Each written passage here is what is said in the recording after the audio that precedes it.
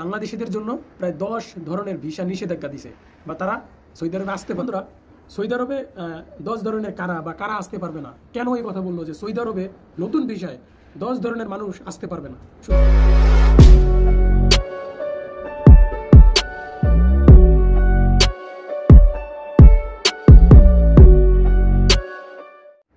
আসসালামু আলাইকুম প্রবাসী ভাই ও বোনেরা, আশা করি সকলে ভালো আছেন আল্লাহর রহমতে। আজকের এই ভিডিওটা যে যেখান থেকে দেখছেন সবাইকে জানাই আন্তরিক ভালোবাসা।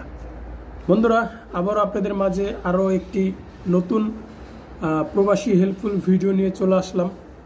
কারণ আমি মনে করি যে এই ভিডিওটা সৌদি আরব প্রবাসী ভাইদের জন্য খুবই গুরুত্বপূর্ণ হতে যাচ্ছে।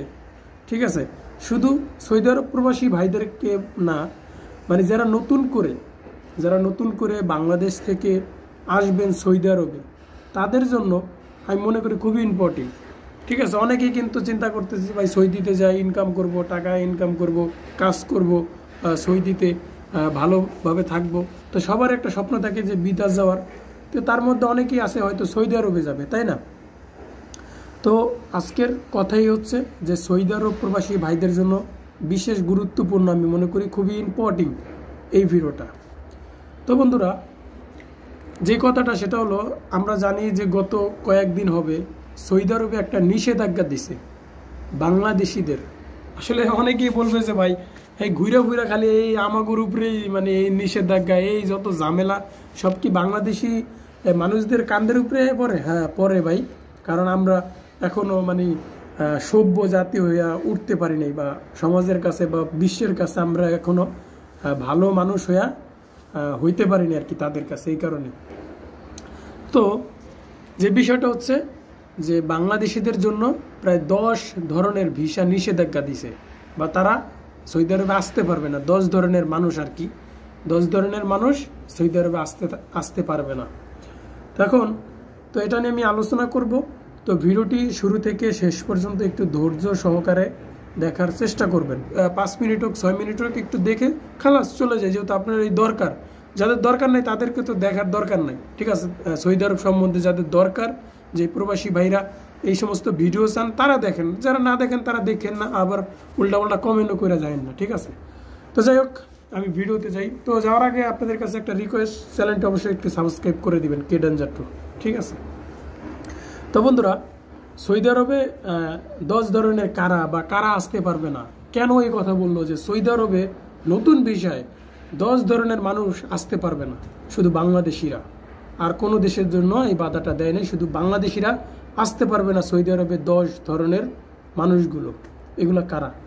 বন্ধুরা, প্রথম যেই কথাটা আসে সেটা হচ্ছে যে যারা সৌদি আরবে মানে সমস্যায় পড়ে চলে গেছে বিদেশ থেকে দেশে, তারা আসতে পারবে না। এখন সমস্যাটা কি?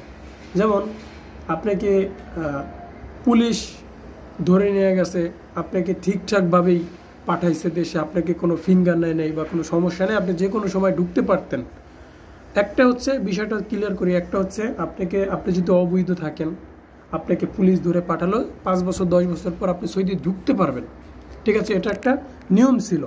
কিন্তু এখন বর্তমানে আপনি সৌদির যে ভিসাটা খুলছে বা মানে আমাদের বাংলাদেশিদের জন্য, সৌদিতে কিন্তু লোক যাচ্ছে, কাজকাম করতেছে, অহরহ লোক যাইতেছে। ঠিক আছে, কিন্তু এই ধরনের মানুষগুলো আপনি সৌদিতে ঢুকতে পারবেন না। ঠিক আছে, তারা একটা নিষেধাজ্ঞা দিয়ে দিছে, তো এই ধরনের মানুষ ঢুকতে পারবে না।